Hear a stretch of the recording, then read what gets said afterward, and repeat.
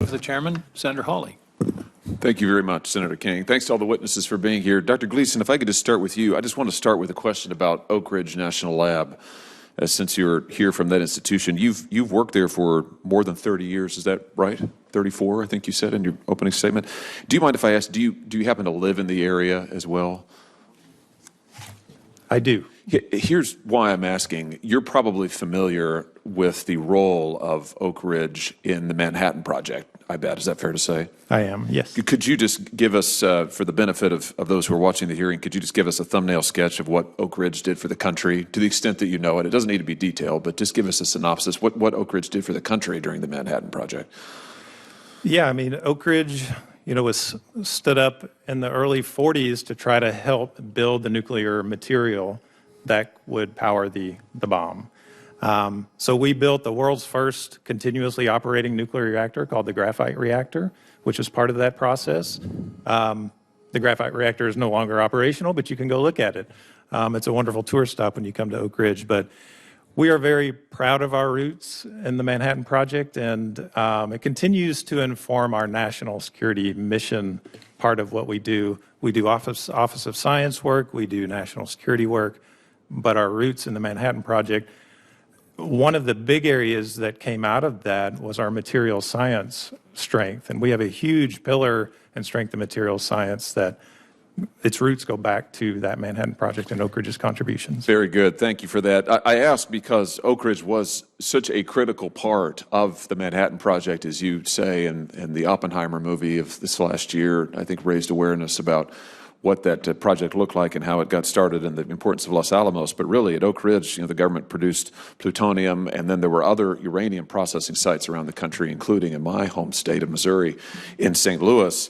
And as you probably know, in both Oak Ridge and St. Louis, despite the fantastic, vital contributions of those processing plants, facilities, and labs to our national security, the nuclear waste was not properly disposed of in either place. And in Oak Ridge, the effects on the community have been severe. And I just want to quote from one of your fellow residents there in the Oak Ridge area. Tanvi Cardile is her name. She's the coordinator for the Oak Ridge Environmental Peace Alliance, who has said that it is time that people in Oak Ridge receive compensation for being exposed to radiation from nuclear waste. And now Oak Ridge, as we speak, is a Superfund site, and that is good. It's long overdue that it be cleaned up.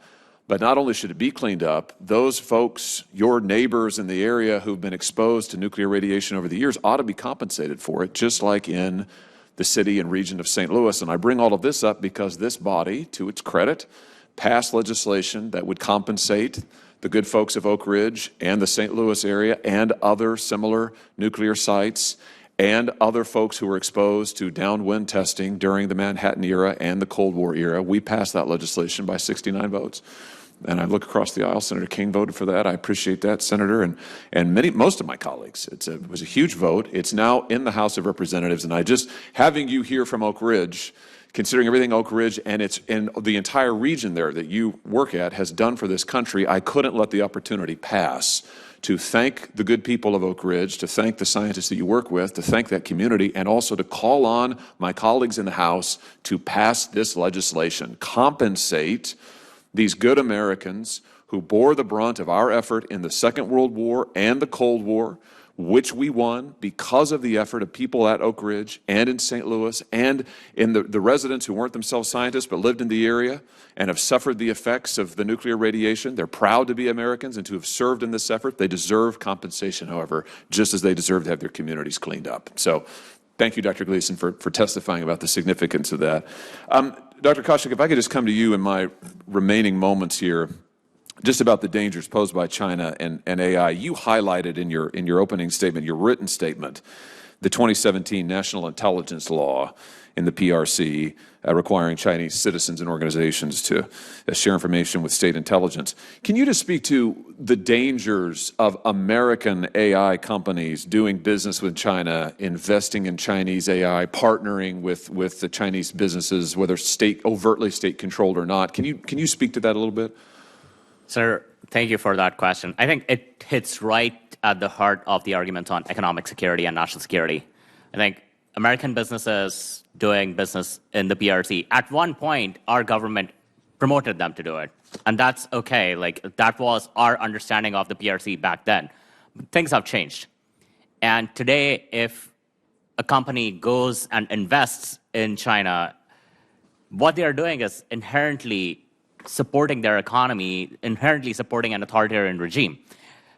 They don't know whether what they're investing in is also fueling slave labor in Xinjiang. I think that is an important consideration for any American company who wants to invest in other countries. They have to take that into account. We have to be realistic about what is happening. We cannot live in a dreamland of the China we want to operate with.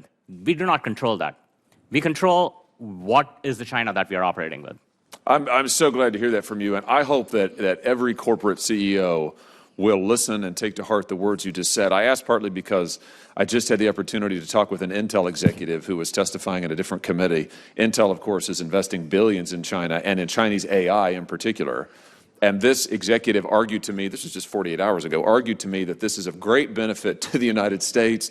There are no security concerns with it at all. It's really good for America. But the telling thing was, you mentioned the Uyghurs, Xinjiang province.